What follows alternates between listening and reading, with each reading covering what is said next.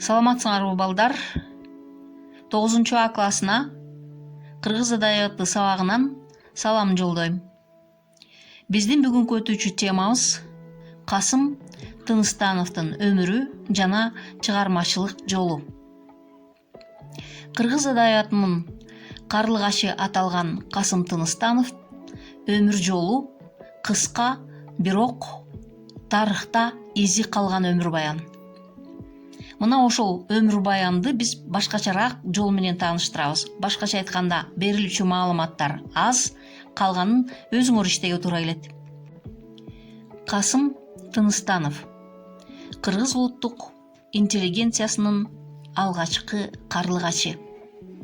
Ал 1901 жылы туулган Чырпыкты айылында, 1938 жылы репрессиянын курмандыгы болгон. Кыргыз тил илиминин негиздөөчүсү, азыркы кыргыз адабиятына негиз салгандардын бири, акын, драматург, агартуучу, коомдук ишмер, журналист, биринчи кыргыз профессору. Касым Тыныстановду сөз кылганда дайыма биринчи деген сөздөр көп айтылат. Касым Тыныстанов араб алфавитин кыргыз тилине ылайыкташтыруу, араб алфавитин латынча, латынчаны орус алфавитине алмаштыруу иштерине катышкан окумуштуу. Азыркы кыргыз орфографиясынын негизги принциптерин иштеп чыккан адам.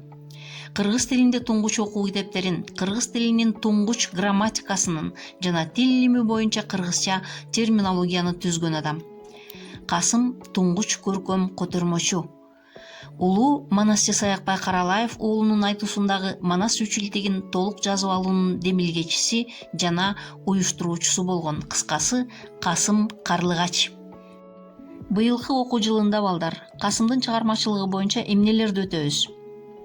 Өмүр баянын чыгармачылыгын маалымат алабыз. Экинчи кышкы түндө Ала тоо деген лирикаларын өтөбүз, мазмуну менен таанышабыз. Андан кийин Манас күмбөзү аттуу лирикасын өтөбүз. Мына ушул чыгармаларынын бардыгы тең негизги жыйнагына кирген, Касымдын ырлар жыйнагы деген. Алардын тексти менен таанышабыз, талдайбыз, анализдейбиз.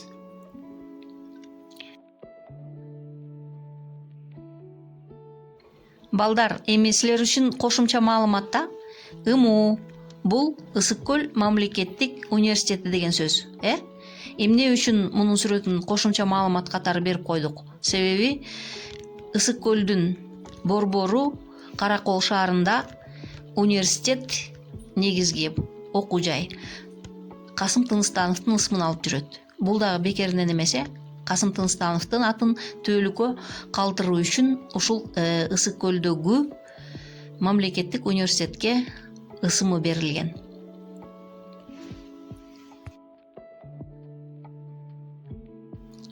Ал эми бул силер көрүп турган сүрөт, мына ошол университеттин имараты.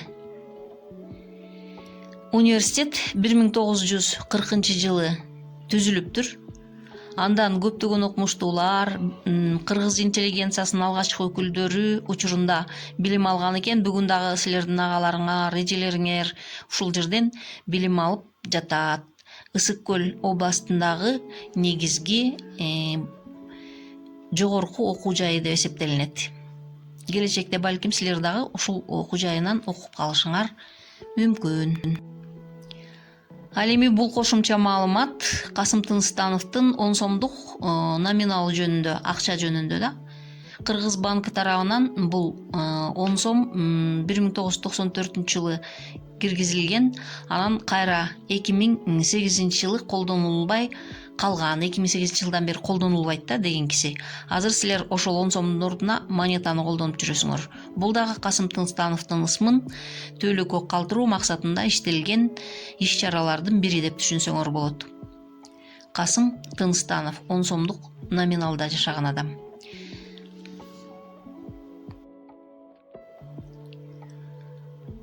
Ал эми мына морекиндей ташка чегилген бюст Касым Тыныстановго арналган. Бул дагы Касым Тыныстановдун атын төөлүккө калтырыш үчүн иштелүүчү иш-чаралардын бири. Бул дагы бюст дагы эгерде көкүрөк көчейин жасалган ташка чегилген нерселер болсо, муну бюст деп коет. Бул бюст Касым Тыныстановго коюлган.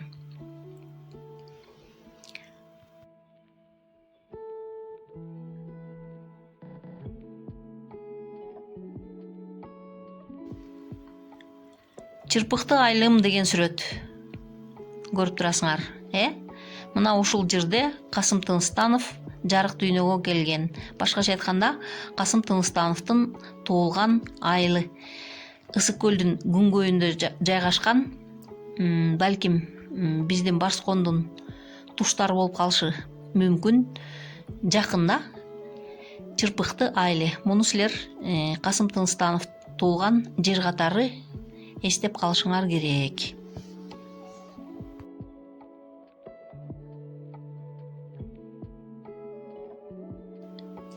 Көңүл бургула, үй тапшырма, таблицаны толтургула. Таблица канча бөлүктөн турат экен? 1, 2, 3, 4, 5 бөлүктөн. 5 бөлүктө ар бирине тема берилген. Мына ошолорго кыскача жооп жазып коесуңар. Биринчиси туулгандыгы тууралуу маалымат бересиңер. Экинчи алгачкы чыгармалары тууралуу, анан жыйнагынын атын атайсыңар. Жыйнакта канча ыр, канча чыгарма бар экендигин маалыматтарды толугураак берсеңер, ошончолук бааларыңар жогору болот. Драмалык чыгарма жазганбы? Буга суроо жооп бересиңер. Көңүл бургула. Силер үчүн кошумча маалымат. Ал кошумча маалыматта эмне бар экенин өзүңөр көрөсүңөр, анан угасыңар. Анан керектүү жерлерин көңүлүңөргө түйүп, анан айтып бергенге аракет кыласыңар. Кийин биз жолугушканда, онлайн эмес, тынчтыгыңар айткандай, көз ылайым болуп атканда.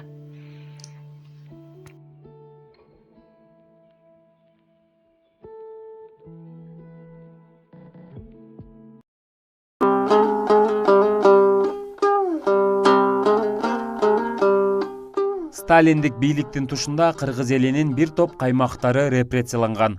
Алардын арасында кыргыз элинин туңуч профессору, агартуу тармагына чоң салым кошкон Касым Тыныстанов да болгон. Ал кыргыз элинин улуттук жазуусун иштеп чыгууга, араб алфавитин кыргыз тилине ылайыкташтыруу, араб алфавитин латынча, латынчаны орус алфавитине алмаштыруу иштерине активдүү катышып, жаштардын сабаттуулугун жоюунун үстүндө иштеген. Касым Тыныстановдун өмүр жолуна назар салсак, 1901 жылы Ысык көл облусунда туулган. Алгачкы билимди диний мектептен алып, андан кийин Каракол шаарындагы жергиликтүү орус мектебинде агартуу институтунда окуган. Ташкенттен билим алып келген соң Эркинтоо гезитинин жооптуу редактору болуп эмгектенип, 1927-30 жылдары Кыргыз АССР эл агартуу комиссары, 1928 жылында жаңы маданият жолунда журналды уюштурууга катышып, 1931 жылга чейин жооптуу редактору болгон. 1931-37 жылдары Кыргыз маданият курулуш институтунда илимий кызматкер, сектор башчысы, ошол эле учурда Кыргыз педагогикалык институтунда окутуучу болгон. Касым Тыныстанов азыркы кыргыз орфографиясынын негизги принциптерин иштеп чыгып, кыргыз тилинде туңгуч окуу китептерин, кыргыз тилинин туңгуч грамматикасын жана тил илими боюнча кыргызча терминологияны да түзгөн. Анын көркөм чыгарма жазууга убактысы аз болгон. Ошондой болсо дагы Ташкентте окуп жүргөндө гезиттерге бир нече казакча ырлары жарык көргөн. Анын биринчи өз эне тилинде Ала тоо аталыштагы ыры 1922 жылы жазылган. Ал прозада жазган. Мариям менен көл боюнда деген көлөмдүү аңгемеси Касым ырларынын жыйнагы, акындын 1919-24 жылдары жазылган бардык ырлары басылган.